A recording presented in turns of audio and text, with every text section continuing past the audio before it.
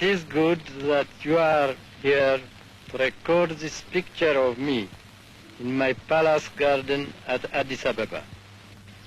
People who see this throughout the world will realize that even in the 20th century, with faith, courage, and a just cause, David will still beat Goliath.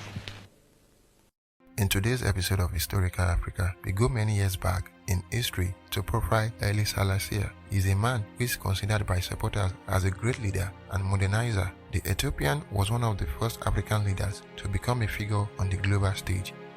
He is also seen as a messiah figure for the Rastafarian religion, a religion that was named after him. This was because of a prophecy made by Jamaican political activist GARVEY. Haile Selassie was the last emperor of Ethiopia, which was never colonized and served as a symbol of African independence throughout the colonial period. In this episode of Historical Africa, we take a look at the life and legacy of Haile Selassie, the last emperor of Ethiopia and the man seen by some as God reincarnated. If you are new to this channel, be sure to press the subscription button and the notifications bell so that you do not miss out on any new uploads. Please note that I will be switching between the name Tafari Makonnen and Haile Selassie. Tafari Makonnen was born in the village of Ejasagoro in the Are province of Ethiopia.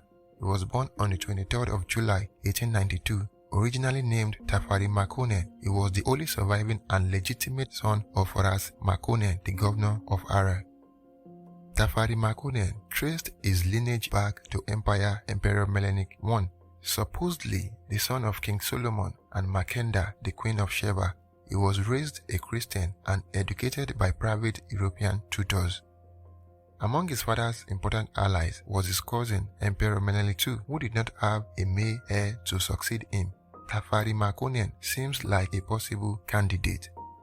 Following his father's death in 1906, he was taken under the wing of Menelik II. However, when Menelik II died on 1913, his grandson Iyasu succeeded him to the throne, but because he was unreliable and his close association with Islam, this made the man popular with the majority Christian population of Ethiopia.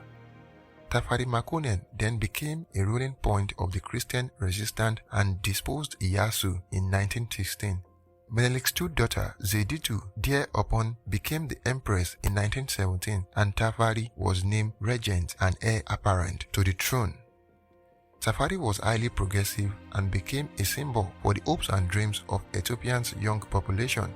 As regent, Tafari began the transformation of Ethiopia. He ended slavery in 1923 and established a school for the newly freed slaves in the capital, Addis Ababa. It was also in 1923 when he led Ethiopia into the League of Nations. The following year, he traveled to Europe, becoming the first Ethiopian ruler to go abroad. His power and influence grew more and more. In 1928, he appointed himself the king. Tafari became emperor outright in 1930 upon the death of Empress Zeditu. Upon assuming the throne, he took the name Haile Selassie, which means the mighty of the Trinity. He continued the modernization of the state of Ethiopia, and in 1931, he established the first Ethiopian constitution which centralized government power under his leadership. He also focused his attention on increasing public health services, providing electricity, and creating a modern telephone network. In 1931, he also founded the Bank of Ethiopia, which introduced the Ethiopian currency. In 1935, his efforts were cut short when Benito Mussolini's army invaded Ethiopia. Haile Selassie resisted invaders but was forced into exile in May of 1936. He appeared for help from the League of Nations in a memorable speech that he delivered to that body in Geneva on June 30, 1936. With the beginning of World War II, he secured British assistance in forming an army of Ethiopian exiles in the Sudan. British and Ethiopian forces invaded Ethiopia in January of 1941 and recaptured Addis Ababa. Several months later, he was reinstated as the emperor. He dedicated himself to rebuild his administration and improve Ethiopia's defense. Progressively, many youngsters were sent abroad to study and learn what they could from other cultures. He improved the infrastructure of the country, and backed by the Western powers, he managed to build bridges, hospitals, factories, and schools. He was viewed as a reformer by many. Not all was rosy in Ethiopia. It is said that he suppressed political parties and opposition. Ethiopian peasants were starved while he was living a largest lifestyle. Haile Selassie was also accused of breeding corruption and the creation of a system in which millions of his subjects lived in poverty, and operation media was censored and controlled by the emperor. Many critics will also point out to his annexation of neighboring Eritrea in 1962 into Ethiopia as one of its provinces. Haile Selassie devoted resources to controlling Eritrea, which came under Ethiopian rule after World War II.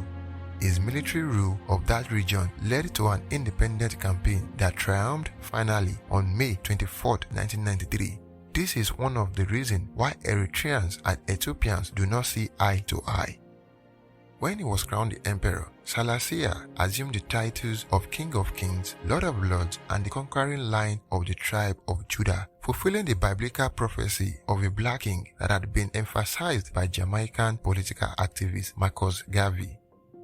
Marcus Garvey had told his followers in 1920 that they should look to Africa when a black king shall be crowned, for the day of the deliverance is at hand. So when a black man called Rastafari was crowned in Ethiopia, many saw that as a sign that the prophecy had come true. By the mid-1930s, the Ethiopian emperor was regarded by followers as a living embodiment of God. These are some of the origins of the Rastafari religion. The Rastafarians found common ground through their belief in a lineage, black superiority, and the repatriation of the diaspora from the oppressive land of Babylon to Africa. Their movement reflected a range of influences, including Old Testament instruction on avoiding certain foods and the local belief in the spiritual powers of marijuana. On a visit to Jamaica in 1966, the Emperor Haile Selassie was greeted by thousands. Among the devotees was the wife of reggae musician Bob Marley. Bob Marley at the time was away in the United States. Rita Marley, Bob Marley's wife, would later describe that she saw nail marks on Haile Selassie's palms. He waved at her. It was a moment of religious awakening for her, and when her husband returned, they embraced the religion inspired by Marcus Garvey and believing in Ethiopia as a one true Zion. During the 1950s and 1960s, some 2,500 people from the Caribbean and African Americans went to live in the vicinity of Addis Ababa in what is now known as the Shashemene village. This was a village dedicated to the Rastafarians. Haile Selassie helped establish the Organization of African Unity, which is now the African Union. Its first meeting, held in May of 1963, was held in Addis Ababa, the capital city of Ethiopia. Ethiopia, which had never been colonized, served as a symbol of African independence throughout the colonial period. Now, other countries were finally gaining independence, and this was the chance to bring nations together to fight against colonization and white minority rule, while also coordinating efforts to raise living standards and defend their sovereignty. In 2019, a statue of Haile Selassie was unveiled outside the African Union's headquarters in Addis Ababa, Ethiopia. This was a tribute to one of the founding fathers of this organization. By the 1970s, the situation in Ethiopia had worsened, with unemployment increasing. Also, the government's inability to respond to the country's problem undermined Selassie's rule. He lost control over his army. As a result, he was removed from power in a coup. He was kept under house arrest until his death in 1975. The cause of his death was disputed. Reports claimed that he had died of a natural cause, but another one revealed that he had probably been strangled to death on governmental orders. His remains were discovered in 1992, buried under a toilet in the Imperial Palace. He received a proper burial in November of 2000 in Addis Ababa's Trinity Cathedral. Many people remembered Haile Selassie as a great statesman who made a monumental contribution to the beginning of the modernization of Ethiopia, the liberation of Africa, and the establishment of the Organization of African Unity. The followers of the Rastafarian religion will forever see him as a reincarnation of the Messiah, While his critics say he was a tyrant who suppressed the rights of his people, but one thing for sure, Haile Selassie left an indelible mark on the continent and around the world. Let me know in the comment section below what you think about the life and legacy of Haile Selassie, the last emperor of Ethiopia. Do not forget to like and share the video if you enjoyed it. This has been Yemi Melikaya for Historical Africa. Until next time, cheers, have a